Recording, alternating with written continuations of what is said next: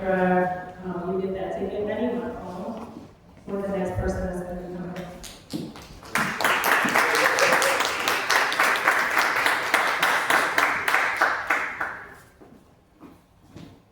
Thank you, Richard. All right. Our next speaker. I'm going to mess up your name, girl. Listen. Your last name, tell me. Google Makari. Google Makari.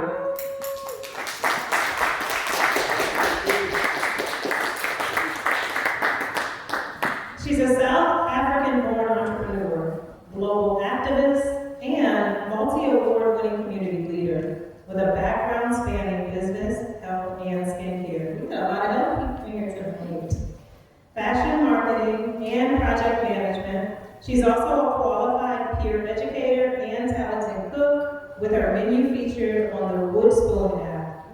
As chair of the Commission on Women's Rights and Youth Council for African Heritage Women in Education and Empowerment, and a U.S. national organizer for March for Our Planet, Vous has championed human rights worldwide. Overcoming a childhood marked by abuse and forced marriage, she transformed adversity into advocacy, dedicating her life to empowering women, youth, and underserved communities. She continues to serve and inspire through activism and grassroots efforts, including cooking for Manhattan's homeless. Please welcome Vous to the stage.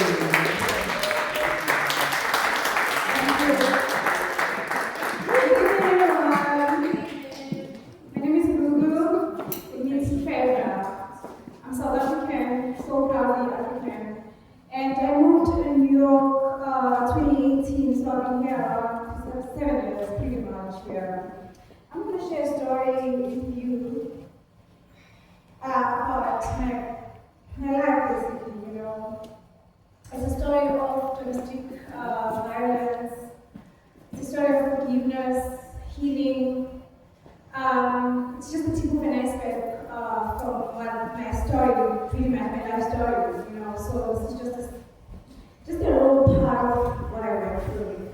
So before I say anything, I just think I should read from my transcript of my upcoming book, which is titled "Till Hate Do Us Part."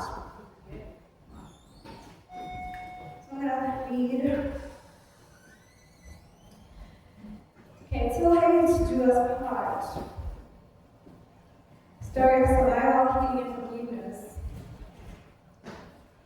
In the depths of winter 2 years ago, my life unraveled in ways I never thought possible. It was December 7th, and the weight of recent losses still lingered heavily on my heart. Just 5 days prior, on December 2nd, I had just lost my father, a painful reminder that his birthday was mere days away, and my mother's death anniversary loomed just around the corner.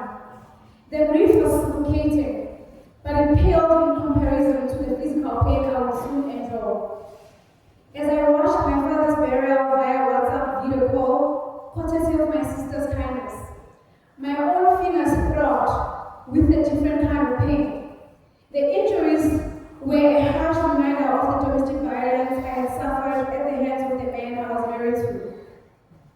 The irony was not lost on me mourning the loss of a loved one while nursing wounds inflicted by another. Days passed and the pain became unbearable. I finally mustered the strength to visit the hospital, a decision that would change the course of my life. In a moment of desperation, I asked the man responsible to accompany me, unaware of the implication this would have.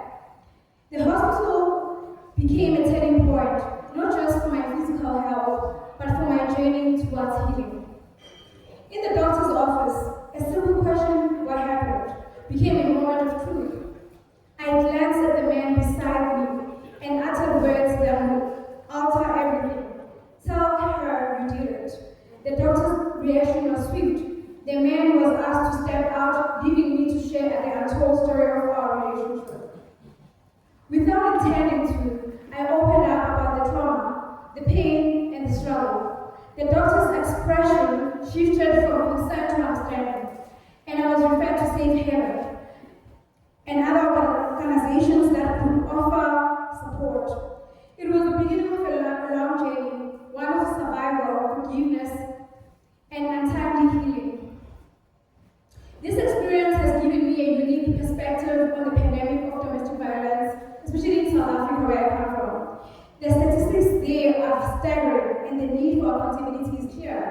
Yet, amidst the pain, there is hope. Reflecting on my pain and healing, as I reflect on my past, I am reminded that our choices have consequences. I've come to realize that true pain is watching someone who hurt you live their life without a care, while you left to pick up the pieces. For years, I've had to witness my ex-husband move on with his life, seemingly unscathed, while I struggle to cope with the emotional, financial, and physical trauma inflicted upon me. The weight of being infected with HIV was compounded by his callous disregard for my well-being. He prioritized his mistress's needs over mine, leaving me to deal with the shame, blame, pain, and alone. I couldn't confide in my family. I had to find closure on my own. A turning point. Hello.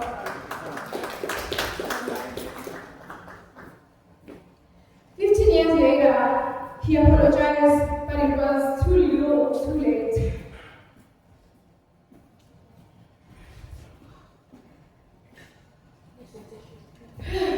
By then, I'd already forgiven him, and more importantly, I had taken control of my life. I moved to New York.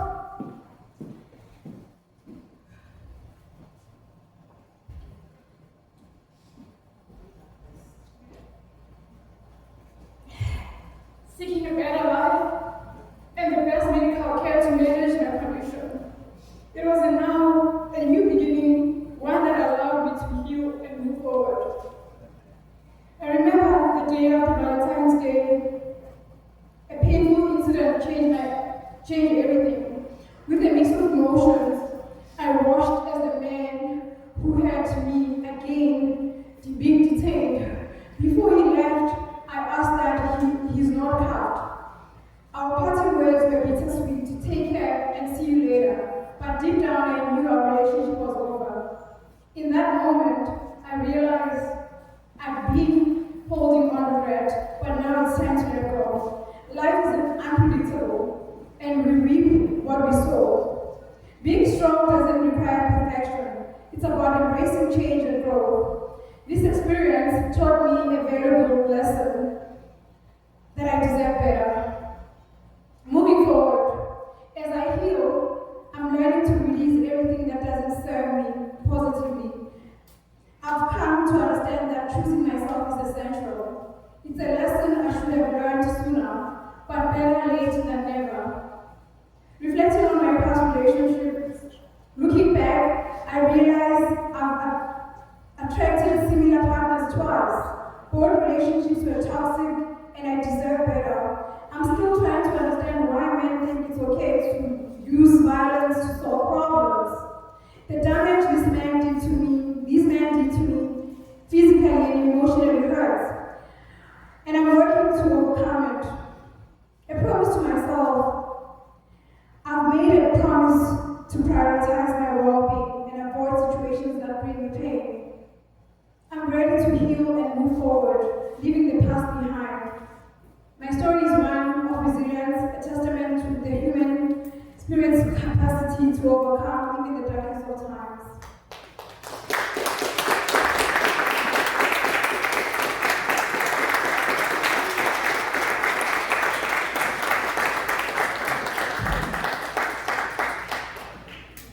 Thank you. That was just a chapter of a story I'm writing. Domestic violence started from home for me. It started when I was very little with my mom, pretty much beating us almost every day.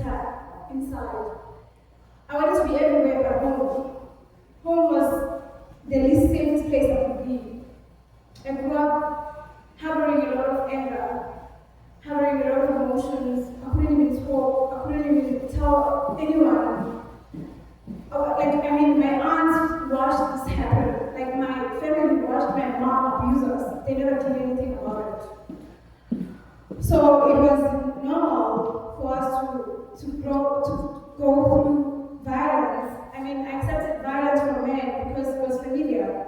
My own dad never told me he loved me until I was an adult, until very recent before he died, actually. You know, so when I moved here, I really wanted to stay away from everyone. I needed to just be here and heal. To this day, I've been talking to my family for years now. My family is literally my friends here, and my son that I speak to like via WhatsApp when I can. The ex-husband that my ex-husband who infected me with HIV, that was when I was pregnant with my son. That's when I found out. And he had the audacity when I was supposed to resume my results to tell me outside the hospital just before I saw a doctor that, by the way, your results are going to come back positive. I believe, yeah. So anyway, I hope, I'm hoping to launch my book during the CSW next year. Yeah, and I hope you will all be invited. Thank you so much.